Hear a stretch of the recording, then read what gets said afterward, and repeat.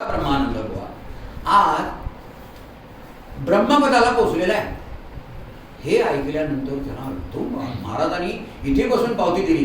ब्रह्मान महाराज सर्पेश्वरला तेव्हा म्हणे रामरायला पुरणपोळीचा नैवेद्य तुम्ही करा. आता ते केला नैवेद्य सगळं झालं, पण त्यांच्या मनाला फार वाईट वाटायला लागलं. हे मी मुद्दाम समजलो आहे. भैयाच्या मोडकांना असं वाटलं वास्तविक पाहता ब्रह्मानंद महाराजांना महाराजांकडे मी आणलं. मी आधीपासून महाराजांच्या संपर्कात आहे.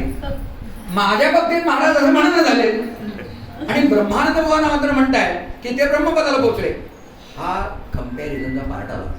म्हणून मी सर्वांनी माझं जरा थोडं बोलण्याची पद्धत वेगळ्या कृपाकाराने सांगतो. ब्रह्मानंद महाराजांना हे जे प्राप्त झालं तर तुम्हाला सांगतो की त्यांनी कंपेअर केल्यामुळे काय होतं, सगळ्या जगात मोठं दुःख आहे ते तुलनेचं दुःख आहे.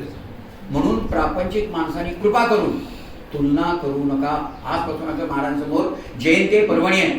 गजानन देशपांड्यांच्या घरी पर्वणी आहे. महाराज इथे हजर आहे. अगदी खात्रीने सांगतो. सर्वांच्या मनाला प्रसन्नता वाटते की नाही?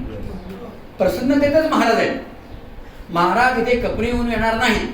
बरं सांगतो, कपनी होऊन येणार नाही किंवा असा एकदम येणार नाही. पण तुमच्या मनाला आतमध्ये प्रसन्नता वाटत असेल तर महाराज इथे हजर आहे. हे तर ते कंपॅरिझन झाल्यामुळे काय झालं, भैयासाहेब महाराजांना म्हणाले का म्हणे आमच्या बाबतीत असं करावं होणार.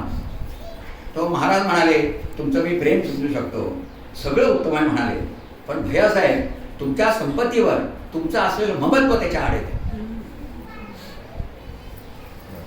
म्हणजे महाराजांनी सोडा असं सांगितलं नाही. हे काय सांगतो, या ज्या सगळ्या ह्या प्रोसेस आहेत. आपण एका जन्मात महाराज म्हणायचे एका जन्मात मी संत बनणार आहे का? किती प्रयत्न केला ते नाही.